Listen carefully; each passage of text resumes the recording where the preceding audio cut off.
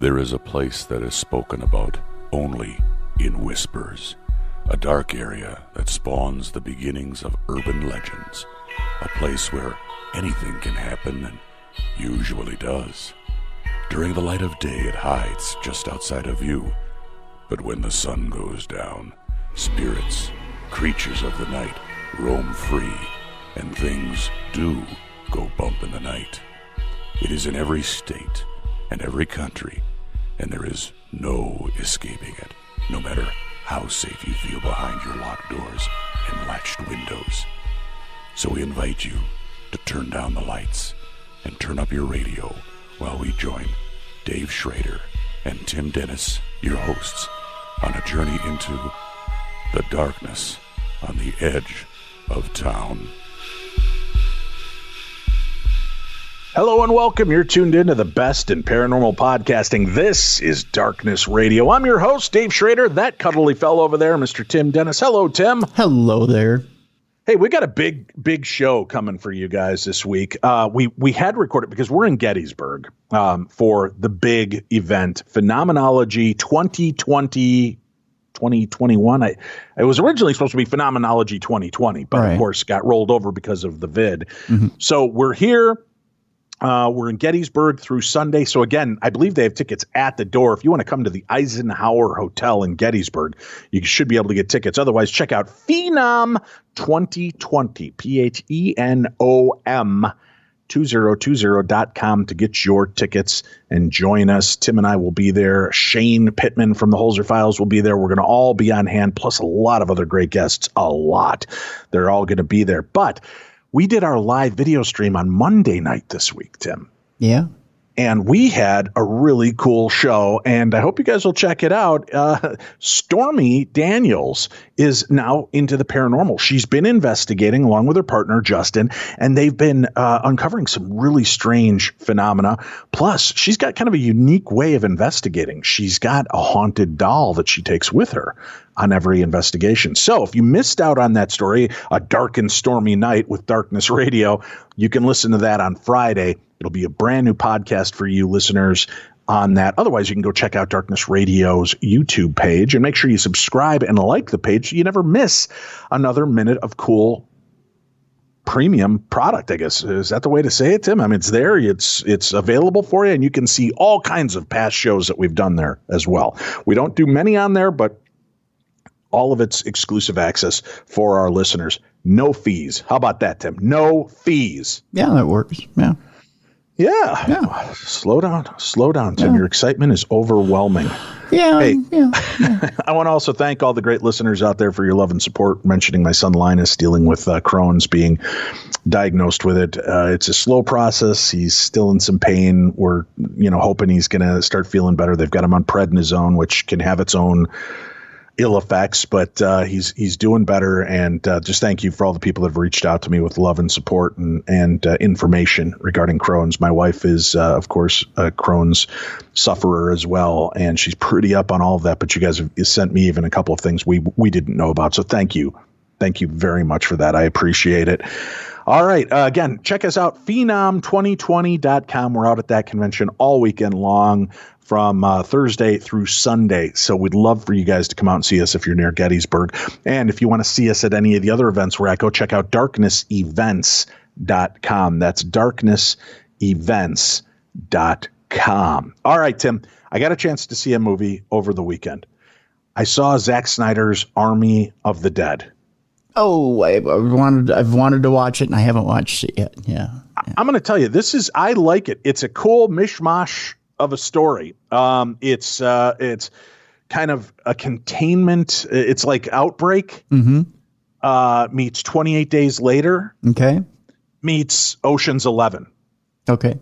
Right? Sounds weird, but the contagion hits in Nevada and it quickly spreads throughout Las Vegas. So they've kind of cordoned off Las Vegas, which is now this apocalyptic looking town.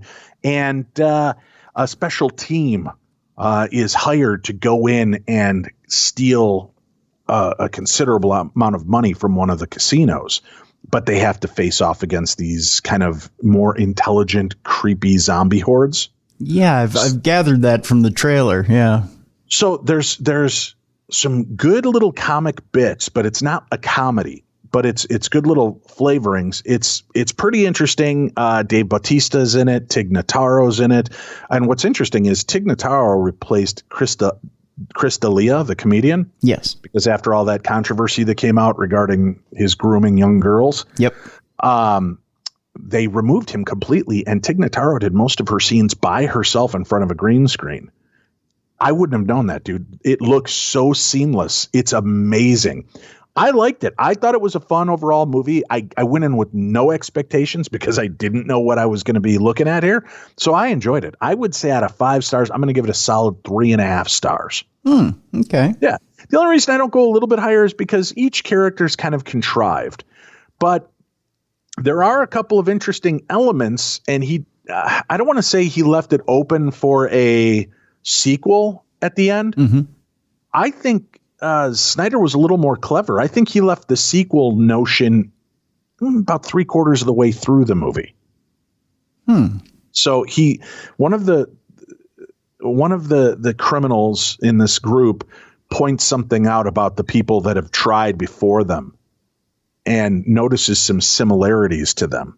And that's all I want to say. Okay. So it's cool. 3.5 stars, I would say. So if you haven't seen Army of the Dead on, I think it's HBO Max, go check it out. Entertain yourself. You know what I do love about HBO Max, Tim? What's that? When they get their movies, they release them. If you're a subscriber, you get the movie. Yeah. Disney. I wanted to watch Cruella de Vil the other day with my kids, and came out.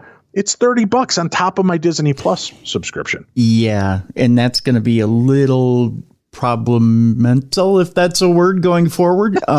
Because there have been some movies, though, I will say I don't mind as much, because if I would have taken them to the theater, would have cost me a hell of a lot more than $30. It would have. And now we're coming up on the summer movie season, and there's going to be 3 major Marvel movies that are coming out within the next half year to a year. And you're looking at a $90 fee on top of your Disney Plus subscription if you want to enjoy it from the luxury of your own home, as opposed to going to the theater. And of course you could argue, well, I want the theater experience. I want to be able to watch it, at the theater. The problem is, though, I mean, there is something nice about, and I'm going to argue for this, and I know theater owners and people who love the theater are going to hate me for this. I've actually liked being spoiled and being able to enjoy it at home. I'm looking forward to the new Conjuring movie at home. I get that. There has been some convenience to that, but you know what I do miss? The crowd element. I like watching people jump around me, and it kind of, you start to pick up on their energy when they're afraid, or the hoots and hollers when something great happens on screen. I kind of miss that aesthetic to being in a movie theater again. You know what I don't miss, though? What? I don't miss too low volume on tense moments on the movie screen where I can't hear certain things, and I don't miss this through the entire movie. Yeah, and unfortunately, that's all I've got at my house, because my kids all crunch like their teeth are made of cement and they're eating rocks. So between my kids and my wife, I can't hear a movie to save my life. In the luxury of my own man cave, I have a stereo system that goes as loud as I want it. I have it as dark as I want it. And I have the most comfortable recliner that they don't have at the theater, and I can sit and enjoy it. And if I got to pay a little extra for it, I think I'm okay with it. Sure. Like I said, I don't mind paying a little extra, because we would have paid that. And listen, just in food and drinks at a movie theater, I'm out $100 plus my tickets. Yeah. Because when I go in with the Schrady bunch, it's a packed house. Sure. So it can be quite pricey. So I've enjoyed watching the movies, but I do miss that element of seeing a movie. Like, dude, when I saw the Rambo movie, not the most recent one, but the one before it, back in the early 2000s, I saw that in a downtown theater in Los Angeles, and had one of the best viewing experiences of my life, because the crowd was so into it. Mm-hmm, mm-hmm. And I love a good horror movie like that. But you're right, I don't miss the yapping. people with their stupid phones out. Although my kids sit there with their stupid phones out and crunching in my ear anyway, so it just doesn't matter. But you know what I have been bothered by? The uneven audio on TV. Yes. Even in the movies. Their dialogue's down in here, and you're hearing the dialogue, and then all of a sudden, the music blaring, and it's 100 decibels louder than the voices were. Well, you know, the idea, and it doesn't mix down very well to TV, but the idea is that you're supposed to be listening to this in Dolby sound, and you're supposed to have the Dolby sound system at home so that everything balances out on speakers and surround sound. I have the Poor Me sound system. Right. Not everybody has that. So, you know, unfortunately, when you do listen to it on flat speakers or even a sound bar, it doesn't come out the way it's supposed to come out. And it does come out uneven. The sound comes out uneven. So, you know, we don't get the full experience like we should at home. And I think they know that, you know, the movie makers know that. But even in the movie theater, it doesn't come out even. Which really does, you know, piss me off. To me, it's a lot more noticeable at home because I'm in a comfort level, and all of a sudden it just starts shaking my floorboards with the music and the action. But that's part of the suspense too. On the volume. Right. That's part of the suspense. They do that as a suspense trick. They'll lower the volume to get you to lean in to listen, and then they'll hit you with volume to get you to, you know, jump back.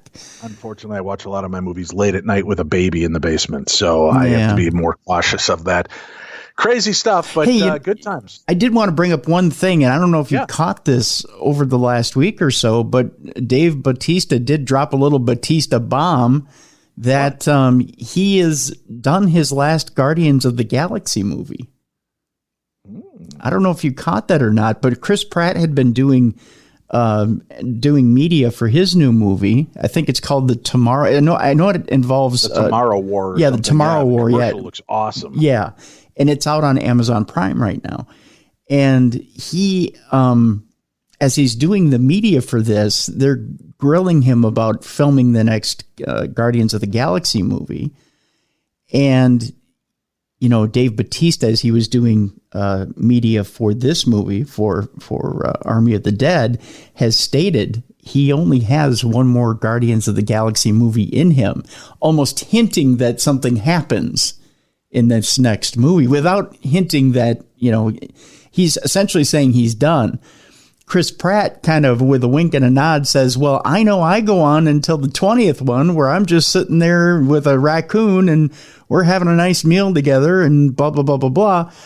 On a park bench fashioned out of Groot. Right, exactly. Yeah. So, you know, he's not saying much about what's going on with Dave and his stuff, but, you know, I did read a bit of it. I think Bautista made a good point. He's like, I'm getting to the age where I don't want to be doing a lot of shirtless shows anymore. Right. And there is a lot on his shoulders, and especially at his age, to be able to continue to carry that. Thor, Hemsworth said that he was, the workouts are brutal. They are. A Marvel superhero. So they are, yeah. I can understand why people are stepping back. They are. But, you know, you're talking about a guy too, in Dave Bautista, who up until maybe 5 years ago was also competing in MMA. You know, and I understand, you know, and it has a full, and I mean a full gym in his house. You know, so you talk about, and our buddy Chris Jericho has actually worked out in his gym, getting ready for certain bouts in AEW. So you're talking about a guy who fitness is his number one deal, saying, well, I don't know if I want to keep doing the fitness in order to do this particular role, yet he's doing fitness for other roles. So I think he's hinting that he's not going to continue doing that movie serial. So we'll have to see where it plays out. I've kind of heard that the whole crew might shift over to more the Sylvester Stallone crew after the third Guardians, but we'll see. We'll see. Yeah. Hey, I got an email here. Hello, Tim and Dave. What the shit? Hi. Hello, Tim and Dave. Hiya. Maybe I'm being dyslexic. Is this? No, it's emailed only to me, but yet it starts off, hello, Tim and Dave. Oh, well, since I've written in, so I have a 2-for-1 set for you. Oh. That's what he says here. Okay. Now, last time I wrote in, I spoke of an invisible hand pouring itself a Diet Cola. This time I bring you 2 UFO sightings. Now, for some background, I embarked on a new career that has led me to spending more time on the road in the last few years. It was the summer of 2009, and I was driving to one of my job sites. I had some time till my next stop, so I was talking to my mother on the phone and taking in the scenery. That's when I noticed it. Just off to my right, I noticed something moving among the clouds. Once I turned my focus upon it, I saw, no kidding, a tic-tac shaped UFO. I watched it cross the sky right to left as I drove. Then I had to turn my focus back to the road. When I looked back up, it was gone. It was definitely the same kind seen by multiple pilots in the military. And it makes some sense because I was between two air bases, one 40 miles north, the other 40 miles south. A few weeks later, I was heading to work at a ridiculously early hour when I happened to spot a craft of some sort going in and out of the cloud bank to my east for several minutes before it finally disappeared. That sighting was maybe a 15-minute drive from the previously mentioned sighting. I do have more experiences to share, and we'll share them in the near future. Thanks for all you do. I love the show, Corey. You know what? I don't mind that, Corey, because you broke them up. You gave us a ghostly hand story. Here's a couple of UFO stories. If that's the way you're going to do it, I like it.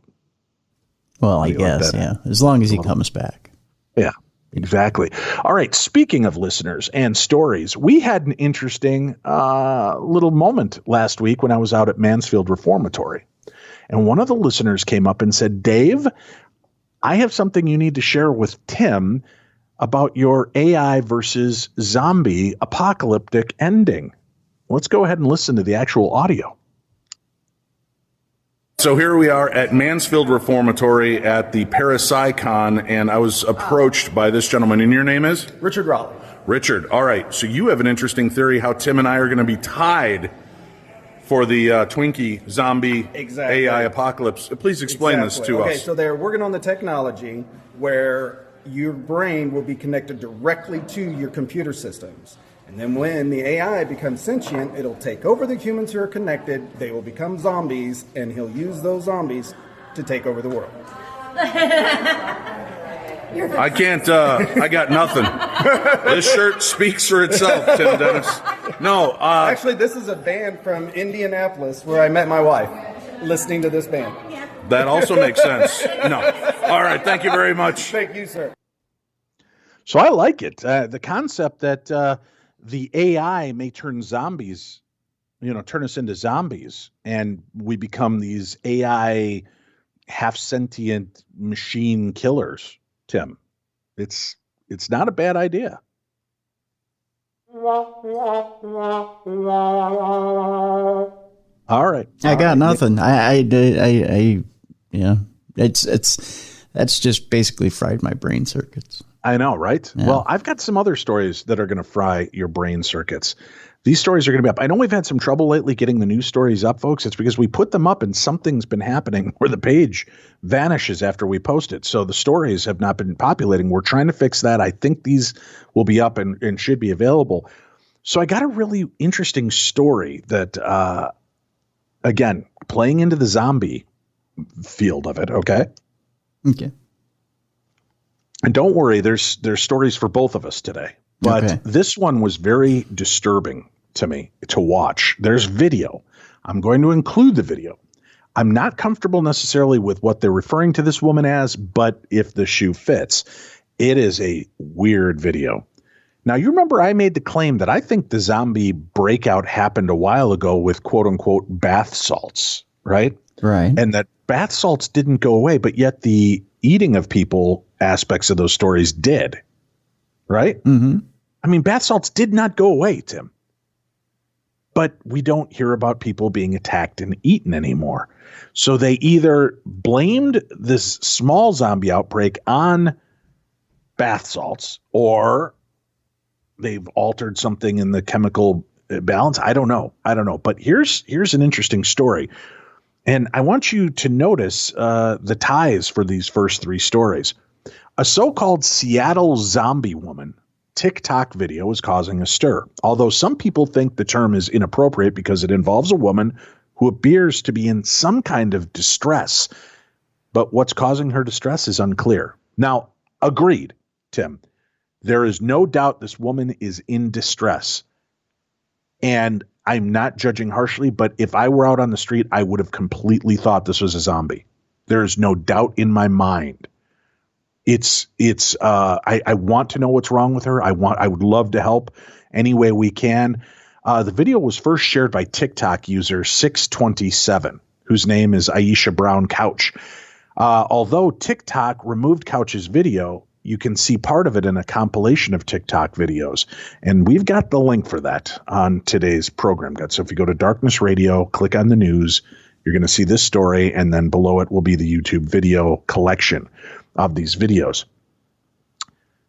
Interesting that TikTok had it pulled down. Now, be aware that it's very disturbing. The viral video went out and blew up on May 8th of 2021. Couch recorded a video of what's being dubbed as the zombie woman on May 6th. The video shows a woman stumbling through the streets. What the person making the video says as this bizarre scene unfolds. Now, this is really weird. The author of this article reached out to the Seattle police to get more details, but none is forthcoming, which is what makes it even more bizarre. The video is a compilation of the TikTok videos from the so-called Seattle TikTok zombie woman. In one scene, the woman, her hands clutched around her chest, is walking through the streets. Now, walking is a subjective term. She's shambling. One shoe on, one shoe off. She's bloodied. She's shambling. It's that kind of zombie dragged him from the Walking Dead. Okay. So I understand why they're dubbing her the zombie woman, because again, there's no information. She's clutching her chest, walking through the streets, howling or yelling in apparent distress. In both scenes, she is limping, dragging one foot. The two police officers show up at one point to try to help the woman. And you could see in the video the kind of abject terror on the police officer's face.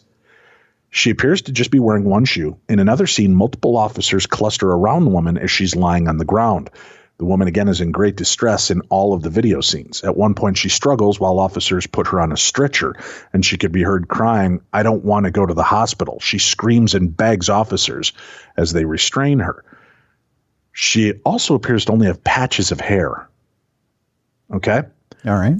That's why I said it looks very zombie. There's like a couple of chunks of hair on the sides and a little bit on the back, but she's balding in the back. And then she's covered in blood, and she appears to have been burned or bloody by the mouth. Couch, the TikTok user who first shared the video of the woman, described what she saw in the deleted caption: the face, torn clothes, 3 strands of hair, agonizing screams. I was in shock. Couch captioned her original post, according to Dextero. The police ended up coming to help her. Couch later posted an update about the woman who was outside her window. Living in a city like Seattle, it is not uncommon for people to have the resources to properly care for their mental health, their housing, for their addiction. And so, unfortunately, it's not abnormal to hear someone screaming like that in the middle of the day. She said, "When I looked out my window and I saw her face, I was truly shook and a little terrified because I've never seen anyone that looked like that." She went on to say that she took and shared the video out of morbid curiosity and nosiness, but she wants to remind viewers that the woman in the video is real and a person who deserves compassion, which I completely 100% agree with. It's not clear who the woman is or why she was in distress. Some people thought it was fake and that was part of filming for a movie. Some people thought she was really a zombie. Some people thought it must be an accident. Some people thought she was having a mental breakdown. But the truth is still not known. Here's a question or a quote from that. "Hey, if anyone saw that zombie video on TikTok, I'm pretty sure that woman was in an accident and her hair scalp got caught on something and ripped off. I'm pretty sure that's why she's holding what she's holding. Honestly, I really hope she gets the medical attention she needs." But her hair, Tim, it's where it's missing is completely skin. There's no ripped gouges of blood or anything. It's very bizarre. I was so you look at this video footage. It is insanely disturbing. It is very sad to see this. I don't know what we're looking at, but here's where it gets even more distressing for me. This video was shot on the 6th of May, released on the 8th of May.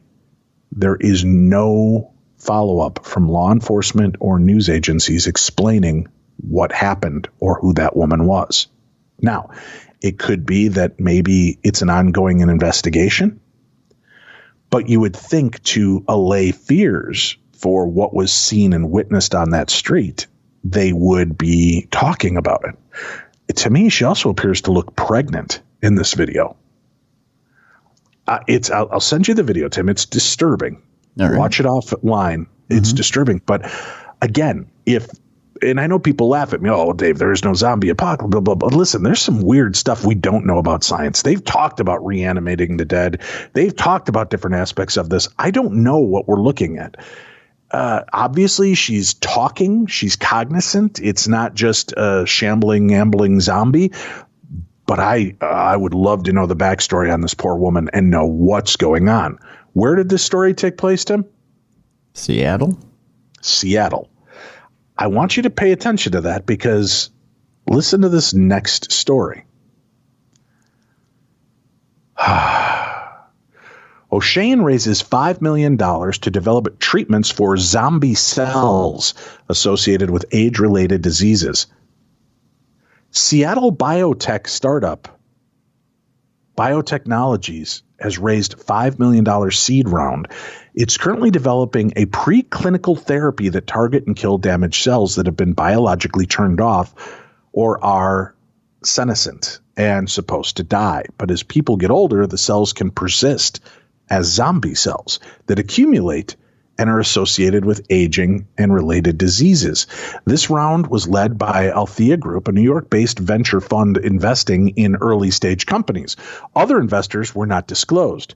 This was founded in 2014 and has raised a total of $9.5 million. The company has 14 employees. They've developed a therapeutic delivery device that is called a protolipid vehicle that carries inside of it DNA and can be injected into patients.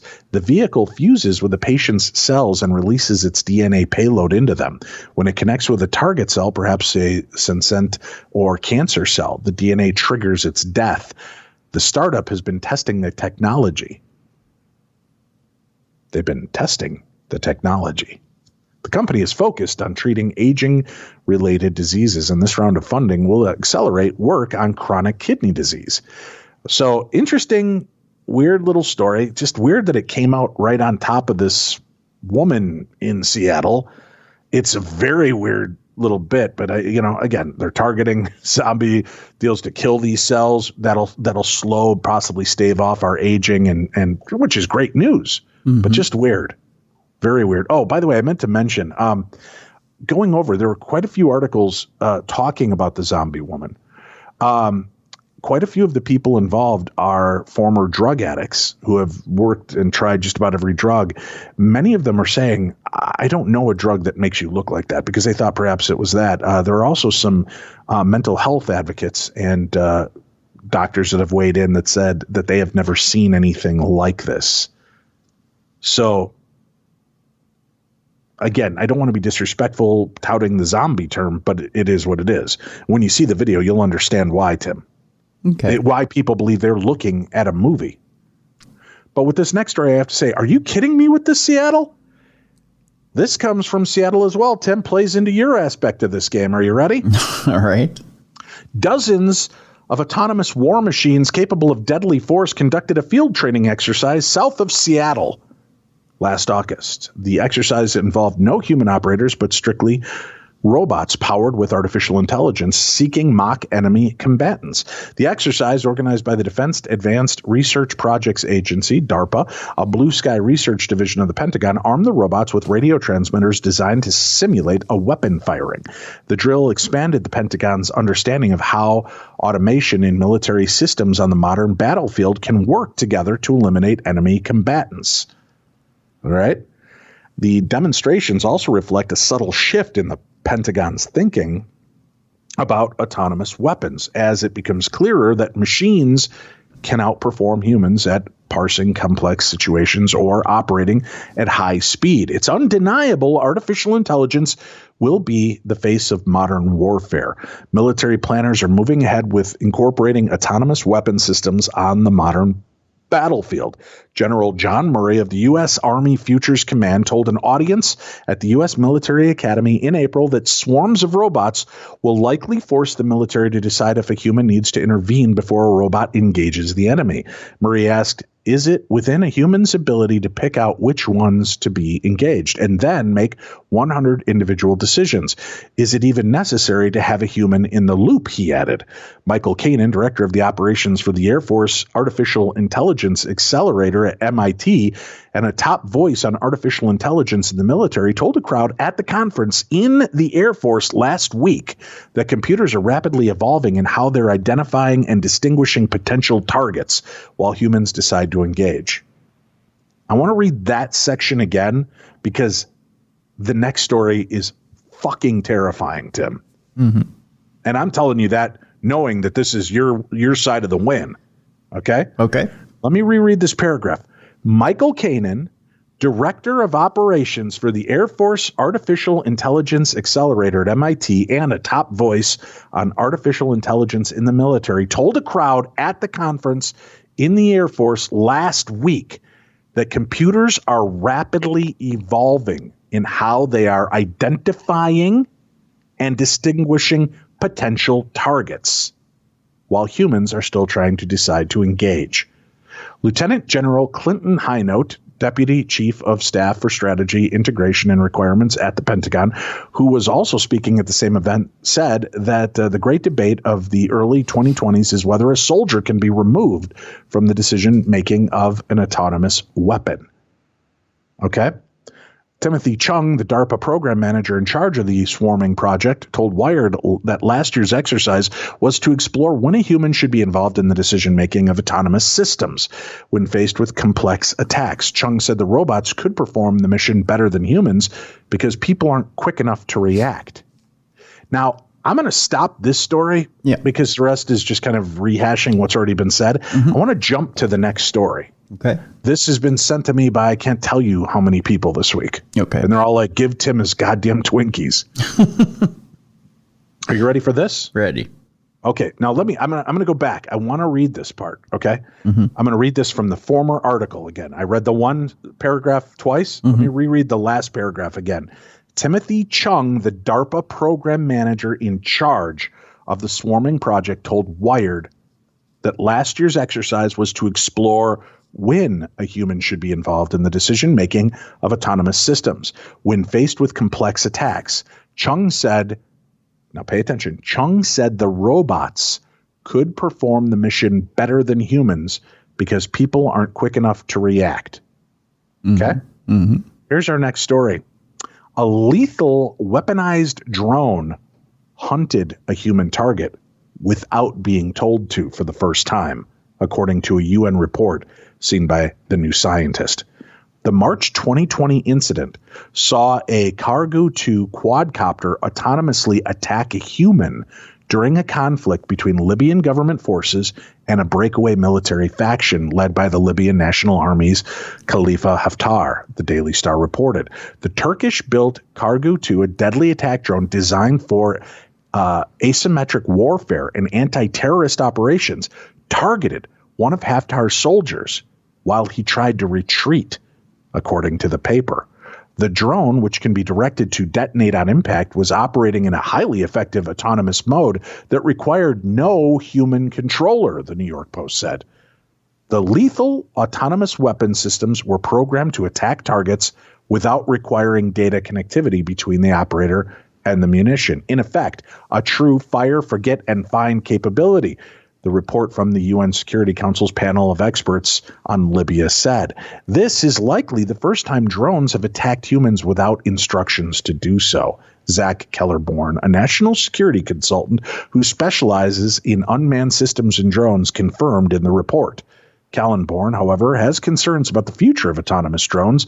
How brittle is the object recognition system, he said. How often does it misidentify targets? Jack Wadding, a researcher on land warfare at the Royal United Services Institute, told the New Scientist that this incident demonstrates the urgent and important need to discuss the potential regulation of autonomous weapons. Human Rights Watch has called for an end to so-called killer robots and is campaigning for a preemptive ban on the development, production, and use of fully autonomous weapons, according to a report by the charity. So they were only supposed to engage with machines and other robots, and it targeted a human and went after the human on its own. If I could just stress this in please in a small sentence. My favorite flavor of Twinkie is banana cream. If you can still find it on the shelf, you know my address. Dude, this news is terrifying to me. I'm going to be honest with you. Yeah. I mean, the government in the first article is like, oh, yeah, the machines are going to be much better suited for this. And then in the next article, and by the way, the machines have decided humans must die. Holy shit. Wow. Wow. That's insane. That's the government. We got more stories to cover. We got more of your emails to share, like this one. Dear Dave or Tim, my name is Alfredo Lopez from Bakersfield, California. I'm a retired as a California Highway Patrol sergeant. Thank you for serving, first of all. I'll cut to the chase. My incident made it to the television program Real Stories of the Highway Patrol. I have a copy of the full reenactment. I ended up fighting for my life for 11 minutes in a wool blend uniform in 106-degree heat. I was wearing 27-pound Sam Brown holster. There were 3 bad guys in the car. They were drinking and tossing beer cans out of the window. I initiated an enforcement stop on the back roads of Kern County, California. I initially was going to write a few tickets for having open alcohol containers. One thing led to another, and I ended up fighting to arrest one of the suspects for a felony warrant. The fight lasted 11 minutes. I attempted to call for backup, but when we hit the roadway, my radio shattered on the pavement. I was outnumbered and no backup coming. During the fight, I sustained a fractured nose, lacerated tongue, and both lips were split. I sustained a laceration that split my eyelid and eyebrow completely in 2. My cheekbone was fractured. I lost 5 pounds in the fight from sweat and blood. This is where it got demonic. As I was losing the fight, I thought I'm dying out here on this deserted road. Suddenly, I heard a smooth, non-gender voice that said, "Ask God for help." Looking back, I knew that voice was from my guardian angel. I was raised Catholic, and our nuns made us firm believers in guardian angels. At that exact moment, the suspect was on all fours when he looked back at me and told me in Espanol, "You cannot win. I'm going to kill you and leave you out here to die." His voice was guttural and inhuman. His strength beyond anything I could handle. I was losing. There was blood all over my face and I could barely see. That's when his eyes turned completely black, unlike anything I had ever seen. During the fight, he bit down on my arm like a rabid pit bull. You see, I could never tell the real story to the producers because the Highway Patrol would have removed me from the road permanently. I know that the man I fought was demon-possessed. Turns out the suspect was heavily under the influence of drugs. The Monsignor I spoke to said this is a common trick of demons, to enter a person's body when they are not fully in control. I still have facial scars, and more importantly, for better or worse, I have the mental scars forever. The suspect did not survive. I fractured his neck in a chokehold. If you want to see if I'm telling the truth, my badge number is, I was a sergeant. I would be honored to speak to anyone to give all the exact details of how nasty the fight really got. As God is my witness, this actually occurred. Now, he's giving his name and his badge number. I don't want to do that on air. Alfredo Lopez is the name he gave at the beginning. I'll stick with that. I might give him a call. We might talk to him on a future episode here. But holy Christmas. Yeah. What an amazing story. First of all, thank you so much for serving, Officer Lopez. Wow. That's another terrifying moment. Let's take a quick break. We'll come back. We've got more stories, more of your emails, and Theater of the Mind. We'll share that next when we return to the best in paranormal podcasting. This is Darkness Radio.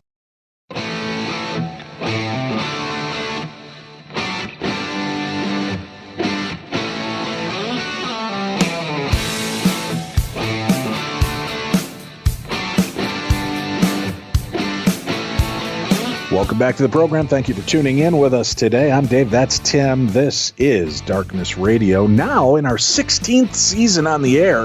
Thank you for sharing and listening to this program. We want to make sure that you do promote this program. Pick a favorite episode, post it on your social media, alert friends, relatives, neighbors, maybe an episode that you think would entice them to take a listen to the show. Please feel free to use those links that you find in whatever podcast tool that you use. Share. And remember, please, if you would, go out and on any of the podcasting tool devices that allow ratings, please go rate and review the show. 5 stars, and boy, this show is amazing. That's all we're asking, Tim. That's not much. No, not at all. Hello to the duo more awesome than Batman and Robin. Aw. Wow. AKA Dave and Tim. I emailed a brief ghost story event to you about 3 or 4 years ago involving the Navy base in Guantanamo Bay, Cuba. I have another story that involves a Navy ship where my missus and I met. The ship is the USS Puget Sound 8038, a destroyer tender that has been decommissioned for 20 years now. The subject of the story is an entity that not only my missus saw, but was seen by 3 other personnel. One night during darkened ship hours and nothing but red lights are on in certain areas, my future missus at that time was walking back to the kitchen area of the wardroom. That's where the officers eat. She saw someone come up to the other side of the ship. They were on the side that had the red lights, which made this individual silhouetted, giving the person a creepier look about him. The individual started walking towards my missus and then rounded the corner, of which my missus did the same, only to find that the individual was gone. On a different night, the leading petty officer of the wardroom was walking by the conference room and noticed someone sitting at the table in the dark.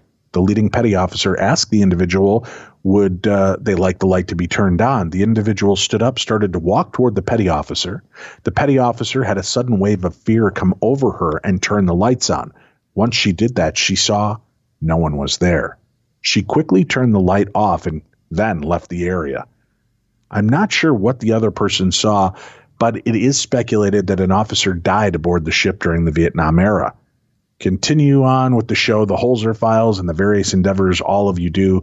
The missus and I would like to meet all of you at any of the conventions in St. Louis, Missouri area. Take care and many good fortunes to you all. Mike and Shanna. Well, Mike and Shanna, thank you for serving our country, and we appreciate you sharing your stories with us.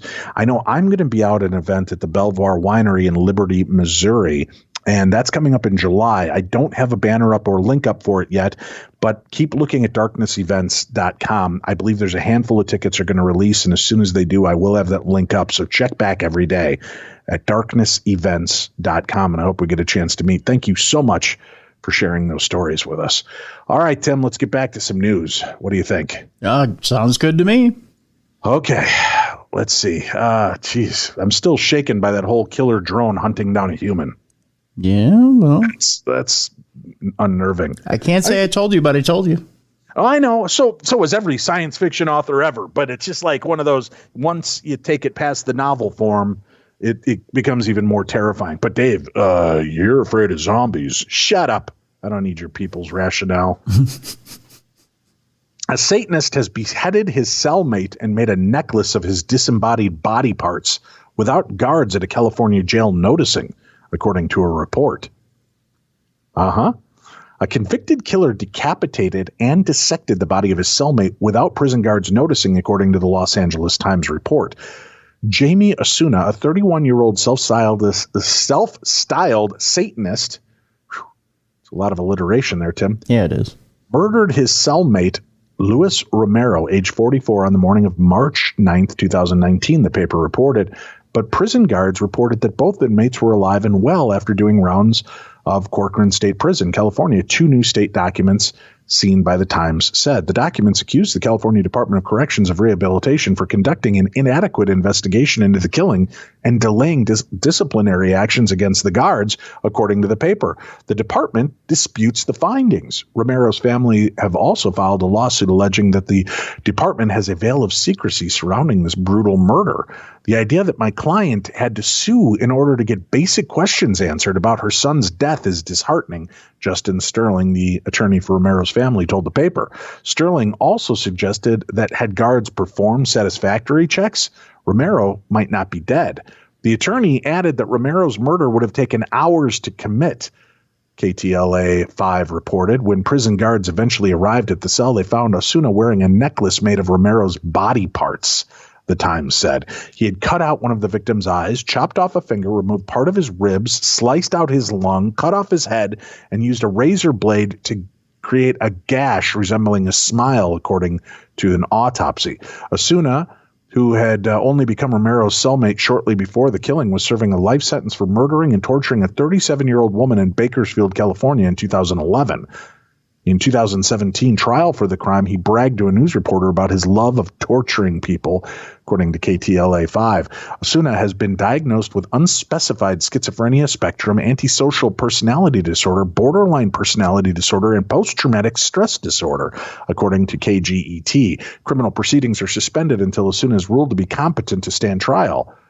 Now, to me, that sounds demonic in nature, not just because the guy's a Satanist, but how do you murder somebody, cut them up, dissect them, and do all of this without creating any noise, without creating a stir that would alert somebody to this heinous crime, Tim? That would be almost impossible unless you found a way to knock him out and then do the job. Terrifying. Yeah. Terrifying. An ex-U.S. Army officer saw an alien size of about a 10-year-old kid after Roswell, New Mexico crash.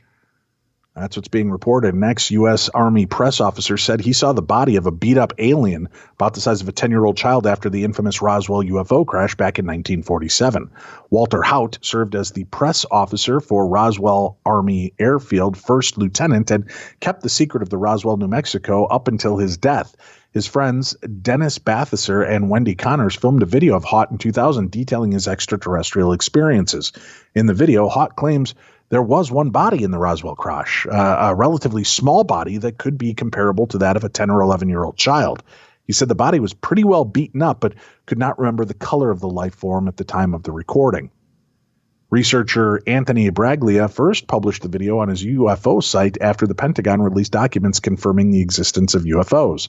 Mr. Braglia told The Sun, the video was given to me by a close friend of Walter Haut's named Dennis Balthasar for distribution. The video had previously only been viewed by a small circle of researchers and Haut's family members. Given all the new information on UFOs coming out, they felt the time was right to let everyone see. The confessional video helps to confirm extraterrestrial nature of the Roswell crash. It's pretty compelling to read through this. I'm going to have this article up as well because you can actually see the sworn affidavit and statement. At approximately 9:30, Colonel Blanchard phoned my office and dictated the press release of having in our possession a flying disc coming from a ranch northwest by Roswell, and Marquette flying the material to higher headquarters. I was to deliver the news release to radio stations KGFL and KSWS and newspapers and Daily Record by the Morning Dispatch. By the time the news had hit the wire services, my office was inundated with phone calls from around the world, messages stacked up on my desk, and rather than deal with the media concern, Colonel Blanchard suggested that I just go home and hide out. Before leaving the base, Colonel Blanchard took me personally to Building 84, a B-29 hangar located on the east side of the tarmac. Upon first approaching the building, I observed that it was under heavy guard, both outside and inside. Once inside, I was permitted from a safe distance to first observe the object that was recovered north of town. It was approximately 12 to 15 feet in length, not quite as wide, about 6 feet high and more of an egg shape. Lighting was poor, but its surface did appear metallic. No windows, portholes, wings, tail section, or landing gear was visible. Also from a distance, I was able to see a couple of bodies under a canvas tarpaulin. Only the head, I'm sorry, it's hard to read because it's very small writing and blurry. I'm doing my best here. Only the heads extended beyond the covering, and I was not able to make out any features. The heads did appear larger than normal, and the contour of the canvas over the body suggested the size of a 10-year-old child. At a later date in Blanchard's office, he would extend his arm about 4 feet above the floor to indicate the height. I was informed of a temporary morgue set up to accommodate the recovered bodies. I was informed that the wreckage was hot or was not hot, meaning radioactive. Upon his return from Fort Worth, Major Marcel described to me taking pieces of the wreckage to General Ramsey's office, and after returning from a map room, finding the remains of a weather balloon and a radar kite substituted while he was out of the room. Marcel was very upset over the situation. He would not discuss it again. I would be allowed to make at least one visit to one of the recovery sites during the military cleanup. I would return to the base with some of the wreckage, which I found displayed in my office. I was aware of 2 separate teams which would return to each site months later for periodic searches for any remaining evidence. I am convinced that what I personally observed was some sort of craft and its crew from outer space. I have not been paid nor given anything of value to make this statement, and it is the truth to the best of my recollection. The statement is to remain sealed and secured until the time of my death, and at which time my surviving family will determine its disposition. And that was signed back on 12/26/2002. And he had it signed and sealed till his death. The Roswell crash is an incident that sparked 7 years of conspiracy theorists and an alleged government cover-up. The incident refers to the crash of a UFO in Roswell, New Mexico in July of 1947. At the press time, a press release written by Halt said a flying disc had crashed on a ranch near Roswell during a powerful storm. Mr. Haut's statement was later redacted. The story changed with the United States Army Air Force trying to pass off the crash as a balloon. On his deathbed in 2005, Haut signed a document that said he believed the crash was some type of crew or craft and its crew from outer space. He said, "I am convinced that what I personally observed was some type of craft from another planet." That's pretty interesting. Very, very. You know, and again, another military insider. Weird. All right, let's do this. We've got a theater of the mind to visit. Let's take a listen to that now. The Implant, the true story of Harold Tucker. I live in a cabin in the woods in the Pacific Northwest, and have always and always will be an outdoorsman. I've read everything I could find on encounters with Bigfoot in our region, and spoken to many of the old-timers that have claimed to have had run-ins with the big fella. You would think, with all the time I spend outdoors, I would have accidentally bumped into the guy by now. Well, I have never had any encounters with ghosts, Bigfoot, or anything to do with what people refer to as the paranormal. Not for lack of trying, just didn't seem to be a part of my experience in this lifetime. Well, that changed in 1998. I was settled in for the night, a Saturday as I recall. I'd spent the better part of the day outside chopping wood, cutting branches, and clearing some dead trees from my property, trying to clear a nice patch of sky out around my home so on beautiful nights I could enjoy a fire and cast my gaze into the wonder of the starry skies that wrap themselves so lovingly around this part of the country. Deep, rich black skies sprinkled with twinkling wonder from faraway galaxies as far as the eye could see. I sat quietly, sipping some coffee, comforted by the crackling of the fire burning bright in my yard, my eyes focused into the night sky, breathing in the cool, crisp air, when I heard what sounded like someone or something walking around behind me in the woods. I turned slowly in my chair and waited for my eyes to adjust to the light difference, and then I let out with a bellow. "Go on! Get on out of here! Go!" I figured it would spook off whatever woodland creature was drawn to the charismatic light flickering through the heavily wooded area surrounding my house. I then saw what looked to be a few small outlines of kids running between the trees. I was put off, and it was 9:30 at night, so not entirely too late for kids to be up, but it seemed much too late and dangerous to be screwing around in the woods without flashlights. I wasn't too concerned about being jumped, as I could tell by their size. They were more than likely the 10 and 12-year-old that lived up the road from me. "Hey, it's kind of late for you kids to be jerking around out here in the dark. Better get your butts home before I call your parents," I commanded. Well, with that, I could hear the two scramble off to God knows where. I was once again enveloped in the sounds of the woods. An owl hooted high from a tree perch, the fire crackling with the normal pops and hisses. But my two onlookers had fled. After another 30 minutes or so, I doused the fire with a bucket of water I kept on hand for just this purpose. I stomped on the still glowing embers to ensure the fire was safely out before retreating to the comfort of my home. Once inside, I closed the heavily wooded door, I snapped the lock into place and slid the bolt lock to secure the door. I washed up, brushed my teeth, and climbed into bed. I wasn't there for more than about 5 to 10 minutes when I noticed lights, like large flashlight beams bouncing around outside my windows, casting bizarre shadows across my room. Now, this continued for another 15 minutes or so, and I thought, well, enough is enough. These little brats need to go home. Then, I heard the sudden and alarming bang from my front door. Like something heavy and with purpose struck the door once. Then it came again, this time 3 hard crashes. Bang! Bang! Bang! I stood up and I crossed the floor to my bedroom door, made my way across the living room, and waited to hear who or what was going on outside. Who's there? I yelled. You damn kids better go home or I'm going to be calling your parents. Then, to my surprise, another 2 bangs shook the door. Bang! Bang! I stepped back in a state of confusion and shock.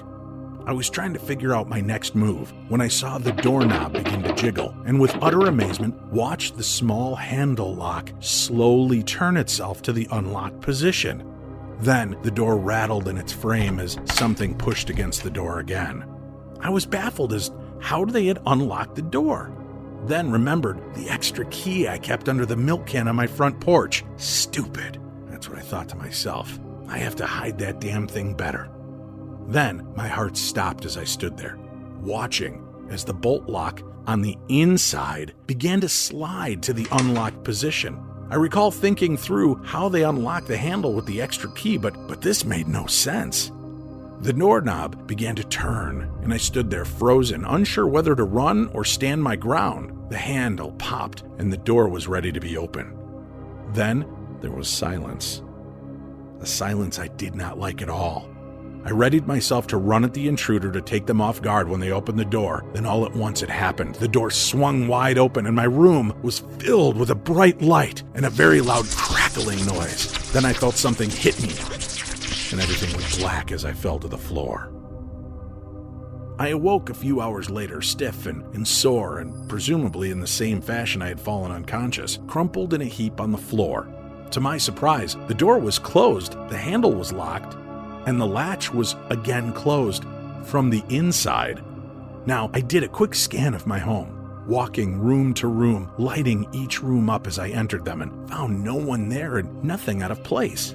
I couldn't begin to even comprehend how this happened. That's when I reached up and rubbed my aching head, and I found a strange bump. I headed to the bathroom to assess the damage and found a raised bump on my forehead above my left eyebrow. I reached up to poke at it with my finger just to measure the wound, and as my finger approached it, the damn thing moved. I must have hit myself really good. I swore I saw the bump move slightly to avoid my prodding. What in the hell? I tried again and it shifted back to its original spot. I finally outsmarted the bump and placed fingers on each side like I was preparing to pop a zit, and I felt a vibration under the skin. Something hard, something was right there. It felt thick like a long-grain piece of rice. I squeezed and it buzzed and my head began sweating like I was on fire. The vibration was harsh and I continued to squeeze harder. Then something long and dark began to emerge from the middle of the bump. I grabbed the tweezers off the bathroom sink and quickly clamped down on it. I gave a short, hard pull and it burst out of the bump in my forehead, and I was sent quickly down to my knees. The pain was unreal, searing, throbbing from the lump on my head, and I heard this loud, ear-piercing squeal fill the air. I slammed my hands to my ears to cut off the sound, and it finally subsided. I searched the ground near the tweezers for whatever had popped out. I searched and searched. I eventually grabbed my vacuum cleaner, popped in a fresh bag, and slowly, methodically began sweeping the floor with it, waiting to hear something or to investigate the bag after a full cleaning. Then I heard the ping, like a bobby pin being grabbed by the vacuum. Ah, success. Then the vacuum let out a horrendous grinding noise and stopped. I flicked the switch, turned it off, fearful that I was going to burn the motor out. I turned the machine to its side and sought the culprit causing the noise. There it was, lodged in the roller like a metal thorn. I gave it a yank and was surprised to feel it vibrating between my fingers. I grabbed a pill bottle out of my medicine cabinet and poured the pills onto the counter. I crammed the item into the bottle and screwed the top back into place. Then I gave the container a shake and I could see it bounce around inside the plastic prison I had sent it to. My head was killing me, my body was sore, and I swallowed a handful of aspirin and climbed into bed to ride this headache out. I placed the container on the bedstand and fell quickly to sleep. When I woke in the morning, I sat up in wonder. Had I dreamt it all? My hand moving over my forehead to find the small knot still there and tender to the touch. Well, I thought, at least I got that part right. I turned to the place I had placed the bottle with the offending item in it, and it was missing. I looked everywhere, and after a few hours of confounded feelings, I decided to hop in the car to go to town to see the doc and get myself checked. When I opened the door and crossed the porch, I found the pill bottle that I had used to contain the implant laying there, discarded. The top was off and thrown 2 feet further. I snapped the bottle up, and it was empty. I dropped to my knees and looked everywhere, and it was nowhere to be found. I have no idea what the hell happened to me that night. I never saw the lights or the childlike beings again anywhere near my property. It wasn't until months later, when sitting at a local dive bar with some regulars, that I heard the conversation about the night a few months ago that they had seen strange lights in the sky. They began to describe the area, and it was right near my property. They described large triangle craft that from time to time would emit light beams, large bright light beams, straight down to the ground. Then after a bit, they just seemed to take off and they've never been seen again.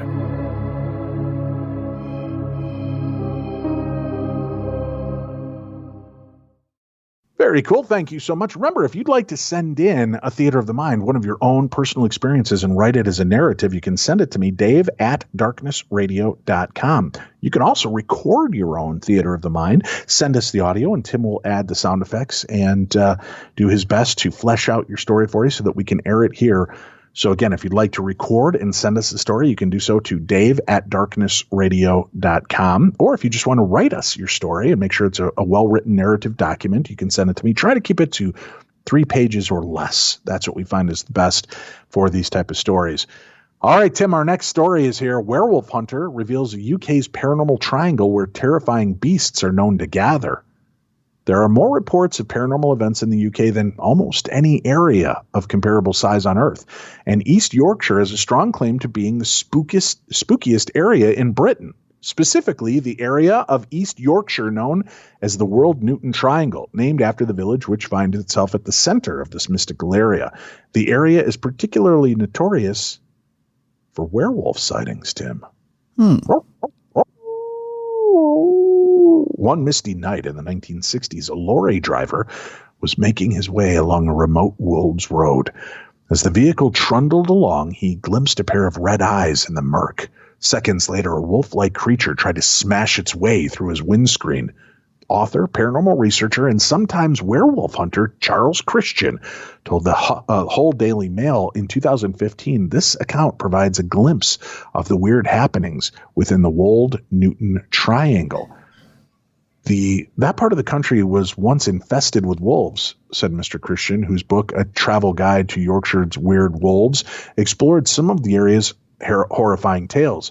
Up until the 18th century, there was still a wolf bounty for anyone killing them.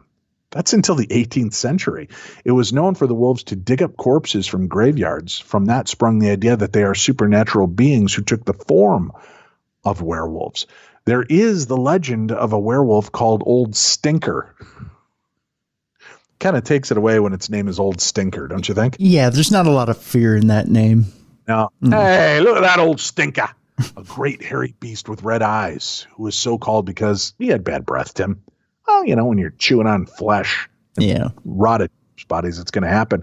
Old Stinker hit the news as recently as of 2016 after reports of a sighting of the monster at Barmstron Drain in Hull, which is well outside the triangle, but shows fears remain. A woman claimed the beast had a German shepherd in its mouth and was a full 8 feet tall. When I was a child, I remember someone saying that they would not drive along the road from Flixton to Bridlington after dark because of those fears, Mr. Christian said. When people would glimpse what they thought was the real lights of a car in front of them, it would instead reveal itself to be red eyes of a wolf. The area's problem was recognized in AD 937 when King Athelstan granted the building of a hostel to provide travelers with shelter from these attacks. Anyone on the road though, would have been particularly wary of Wolf Moneth, a Saxon name for January, when the creatures, starved of their easy pickings of livestock, would then suddenly turn on human prey. You were more likely to be eaten than at any other time of the year, Charles said. The hostel was built near Saxton Road, called Spital Hoe, in North Yorkshire. Its purpose was to protect travelers from these wolf attacks. The wolves around Spital Hoe were reportedly so intelligent, people started to believe that they were somehow humans that had the power to transform into wolves during the night. The Wold Newton Triangle is also known for sightings of zombies, fairies, dragons, and a phantom river called the Waters of Woe. What could be behind this? Well, it's kind of uncanny. Some point to the meteorite strike in 1795. The space rock, one of the largest meteorites in history to have hit the UK, impacted close to the junction of 5 ley lines, those supposedly mystical veins running through the earth that some believe carry magical or even alien energy. Can any of these reports be taken seriously? It's Yorkshire. You've got to take the locals seriously. That's what the article says. Werewolves, Tim. Fairies. Zombies. Zombie. Oh, oh, oh. Very weird. After, I know you didn't see it, and I know a lot of our audience probably didn't see it, but after the Army of the Dead promo that WWE did, I have a bad taste in my mouth for zombies right now. Yeah, I know. You always do. You just don't. No. I enjoy The Walking Dead, and I enjoy certain zombie movies, right. And they did a very horrible promo. In fact, it was so bad that people were, I should say, WWE fans were not texting, but they were hitting up Dave Bautista on Twitter. Because in the promo itself,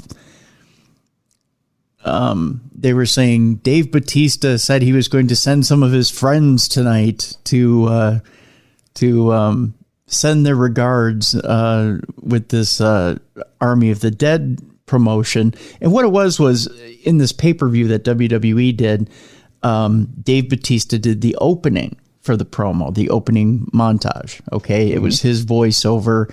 And it was, the WWE pay-per-view is brought to you by Army of the Dead, okay? But you talked to us about this last week and detailed it. No, I talked to you about it. No, we talked about it on air. Well, I won't go into too much detail, but the fact of the matter is even Dave Bautista said, go complain to Vince McMahon about it. Right. It was that bad.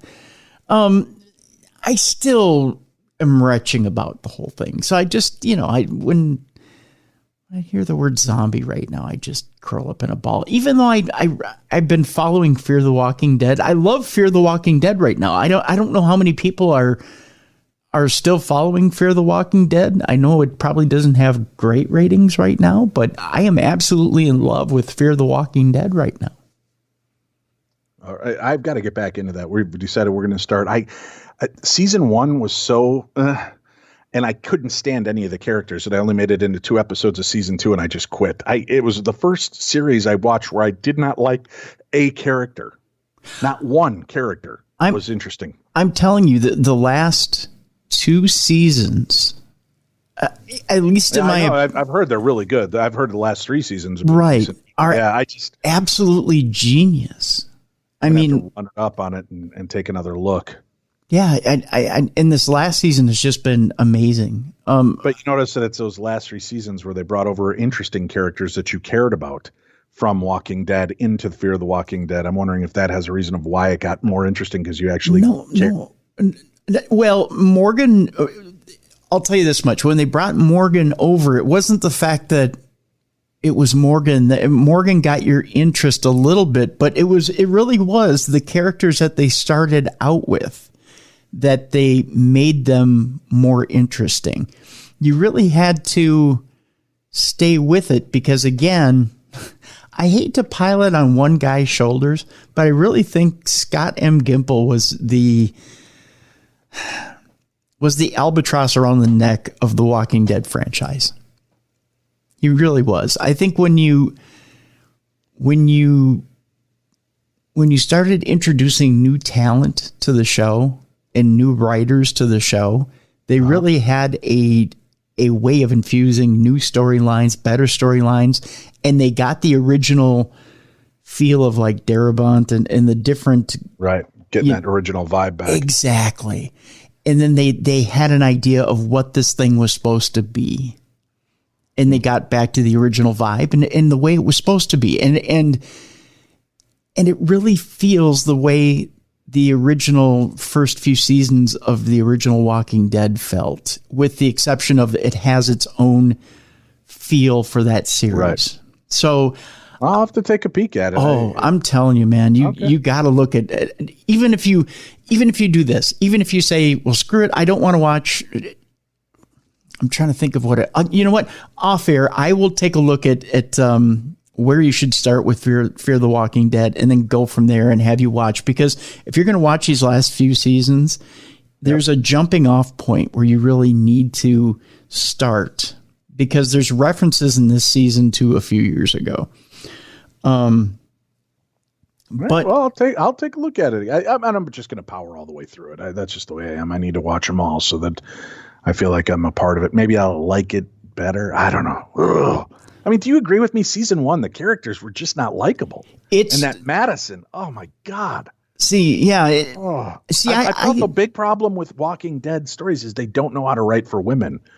Like Lori and Andrea. Yeah. I despise them. I got so tired of the brooding, angry nature of Michonne. Very few, like Carol, they figured out a good dynamic for, but I don't think they know what to do. And that Madison and her daughter, and I'll give it a shot though. See, and it is a thing where you do need to power through season 1. Season 1 is incredibly slow, but after season 1, it starts to pick up. And it is that thing where you need to go, because season 1 was really, oh God, this is kind of torturous. And then season 2, it starts to gain a little momentum. And by season 3, you're like, okay, yeah, I like this. But there comes a point where Morgan comes in and John Dorie comes in, that you go, all right, now they get it. They get it. They did a complete reset when John Dorie came in. And I like that actor. He's also in Army of the Dead. Yeah. Yep. Yeah, I like him. Yeah, he's a phenomenal actor. And when John Dorie comes in, that's when the show really hits its apex and it hits its stride.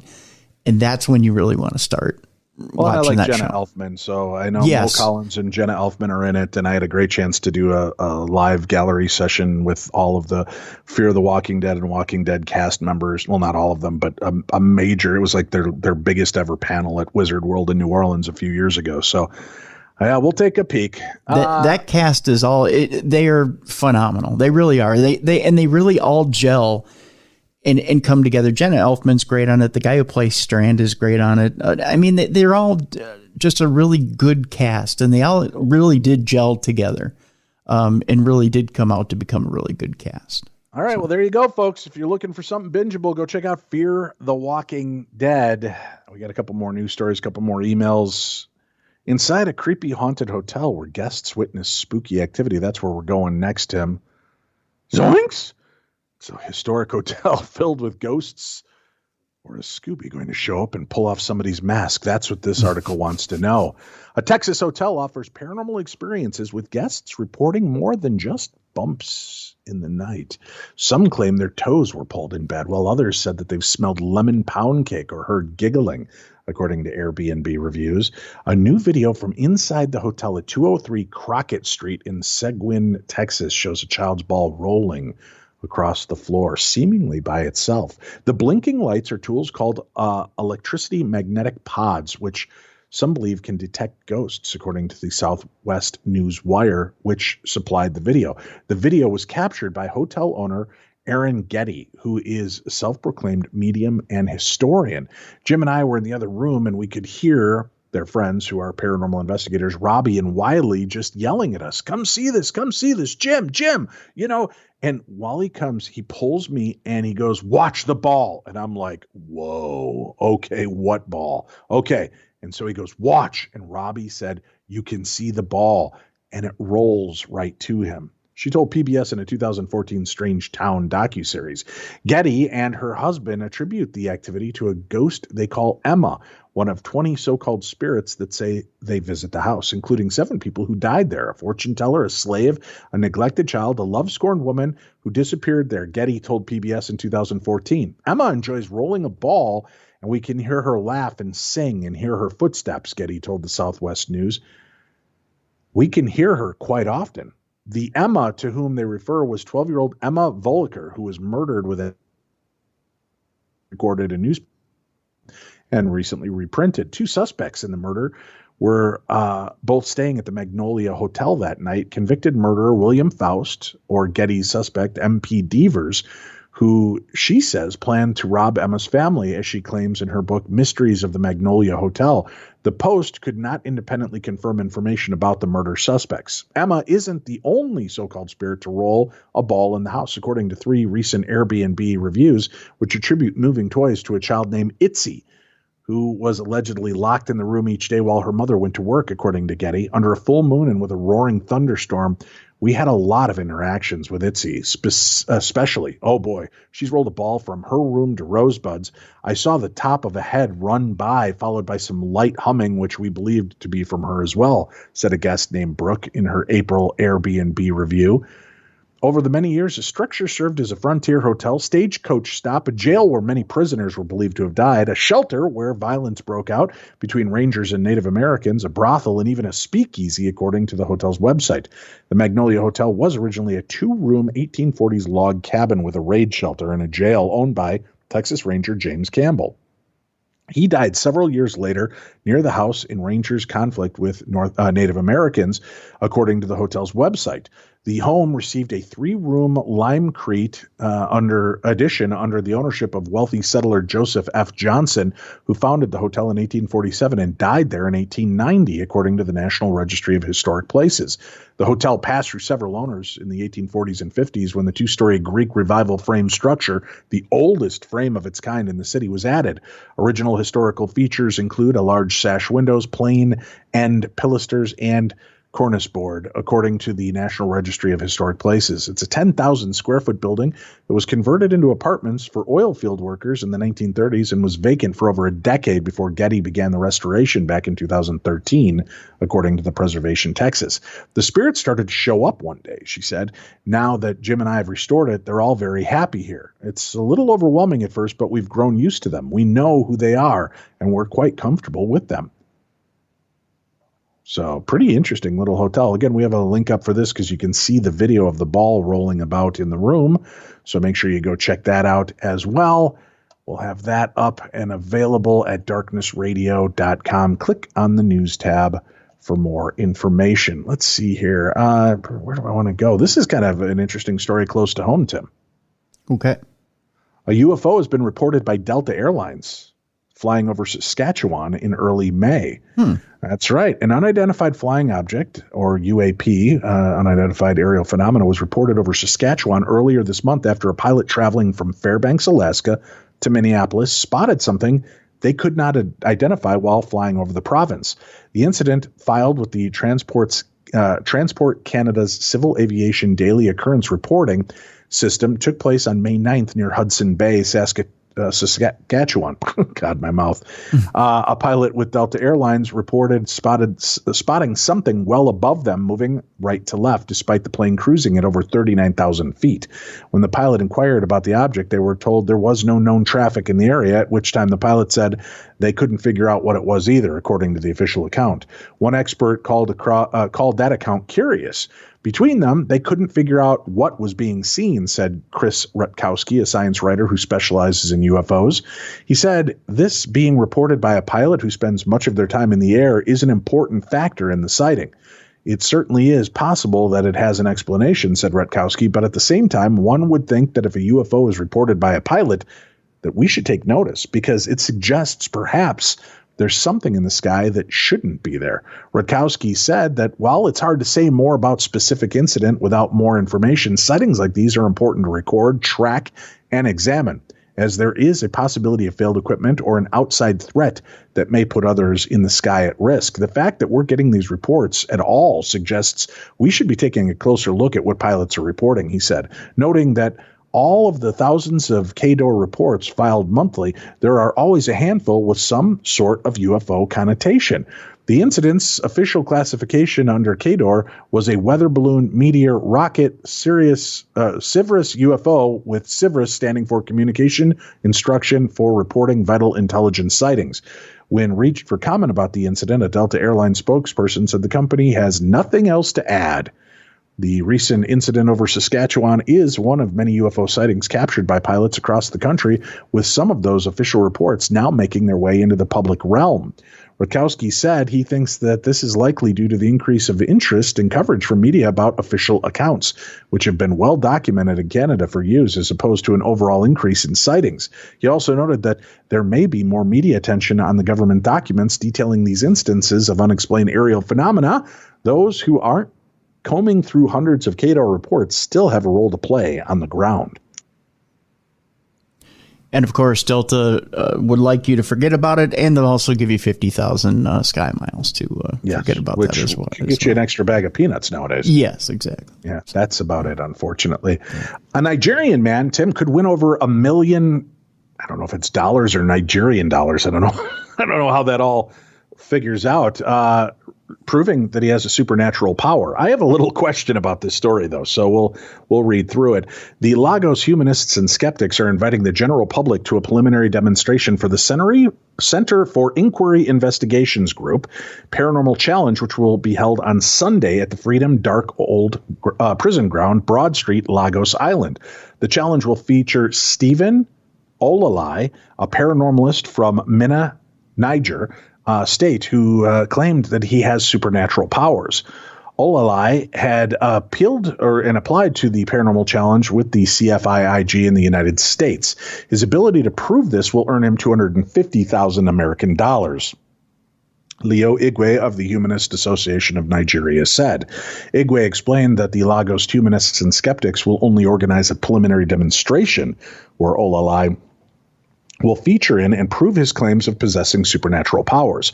Olalai's ability to do this will get him to the final stage, which is likely to be held in the United States, and could possibly help him earn $250,000, which is the prize if you can prove you have supernatural abilities. Igwe told Sahara reporters Stephen Olalai applied to the agency in the U.S. to be tested. He claims to have supernatural powers that he could invoke money from an empty carton, and that he could also invoke hair. Those are the two worst superpowers in the world. Well, I guess pulling money out of empty boxes is not a bad job. No. Yeah. If he gets an orange, he would make an invocation, and when you cut open that orange, human hair will come out of it. Ew. Ooh. Yeah, right. He sent a video and he put it in for competition. We call it a skeptical challenge, which is challenged by Center for Inquiry Investigations Group in the U.S. when they put up the $250,000 for anybody who can demonstrate in a controlled environment any kind of paranormal or supernatural claim. Stephen applied, so we are in Nigeria. We were asked to conduct a preliminary demonstration to see if he even qualifies. This is like the Nigerian edition. Stephen will be coming with his group to have this demonstration, and if he succeeds in doing that, he will get to the final stage that might take place in the United States or somewhere in another agreed venue where the team will be there and Stephen will prove his powers. How did you first learn is my question. How did you learn you could invoke hair in an orange? How do you know you just didn't get a batch of dirty oranges? Well, dirty oranges, but why is there hair? What if they planted the orange grove on top of cemetery and it's like pulling up hair from humans? Ew, that's even worse. You know what? When we were in France, dude, we were walking around this famous cemetery where Jim Morrison is buried. Mm-hmm.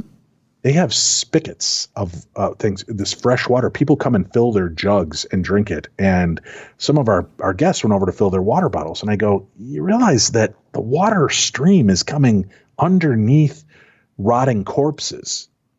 and everybody kind of poured their water out. But like people come from miles around to get this water. Ugh, yeah. Ugh. Would you drink water from a cemetery that you know is being piped up from water underneath that cemetery? Well, now, okay. Time It's out. a yes or no. Would you? No, because you're saying that you know for a fact that this water is going through the cemetery where these bodies are, but what if the water is not? Well, that's because that's what they told us, that there's this huge wellspring underneath the cemetery, and it's some of the freshest and cleanest water, and people love to come here and drink it. It's ice cold and blah, blah, blah. It was just so nasty, dude. And that you have these spigots kind of up and around in the cemetery. No, thanks. I'm done. Just the idea of it. You know what cemetery water sounds like to me? Pumpkin pie and cheesecake. Words I don't like going together. Well, now, okay. What I'm trying to wrap my head around this, because what if the spring is like a certain amount of, I'm not even going to use feet. Let's use miles. What if it's a certain distance away from the cemetery, the actual spring itself, and they're actually piping in are they piping in the water at all, or is this just naturally? You also have to remember that there are, that where is the water table? Is it, if the bodies are dissolving into the ground and it's going down to the water table? That's what I'm wondering. Yeah. Right. That's bothersome too. So I don't know. See, I would need to know more before I actually partake of any of this water. I still would. Yeah, right. My point is, I'm not drinking it. It just for safety's sake, I won't drink the water.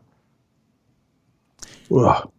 The guy was, our tour guide was so bent out of shape because we didn't want to see this famous poet laureate from France. Instead, we all wanted to go to Jim Morrison's grave, and he was like just beside himself. He's like, you come all the way to France and you don't want to see our French poet laureate? I'm like, we're all the way from America. We want to see our poet laureate, Jim Morrison. So I put my dickhead American foot down, and we went over and saw Morrison's grave. Alleged grave. Alleged grave. This guy was a knucklehead too. He was telling us laughing off ghosts, but then believed that there's vampires buried there, and his penchant for finding these little clues were ridiculous. It was laughable. It was horrible. Yeah. Well, and I get it a little bit, because he's also saying it's the safest and cleanest wellspring, yet it's in the middle of a graveyard. I get the mentality. Okay, I wouldn't drink out of that spring at all. Yeah. No. Icky. Yeah. Icky. Yeah. I mean, they say New York water is the best. That's why the pizza tastes so good out there. You know, that's part of it. It's something with the water and helping with the yeast rise on it. But like funeral water, cemetery water, would you make pizza out of that? I don't know. No. Well, kills the bacteria. No, that's gross still. Well, technically, if you get the temperature high enough, all bacteria would die. Yeah, still. Oof. Anyway, so this guy's gonna this coming Sunday, Tim, he's going to show if he can make hair appear in an orange or money appear in an empty box. I would rather see the money in the box. I don't want hairy oranges. Yeah, I'd want to see it because I'm like so grossed out by it. You know, I personally made a worm appear in a chicken nugget. That's all I'm going to say. I would like to see if you could do that multiple times and just get rich off McDonald's. Right. Why would you need to? Oh, no, that's gross. I'd never. No. Dearest Tim and Dave, son of a bitch, you first again? Hi. Yeah. Dearest Tim and Dave, I've been meaning to send this story in for a while and finally got around to it. Nothing scary, just a little comfort for pet owners. I've lived in my apartment in North Hollywood for about 14 years. I moved in with 2 adult cats and a dog. Within a month of moving in, I started feeling a cat jump onto the bed and curl up behind my lower legs. At first, I didn't think anything of it because one of my cats always came to bed after I shut off the lights. Well, one night, I felt the familiar sudden sensation of a small cat jumping up onto the bed and curling up. Slight problem, I knew my own cats were already in bed. I looked up to where I felt the sensation and saw nothing.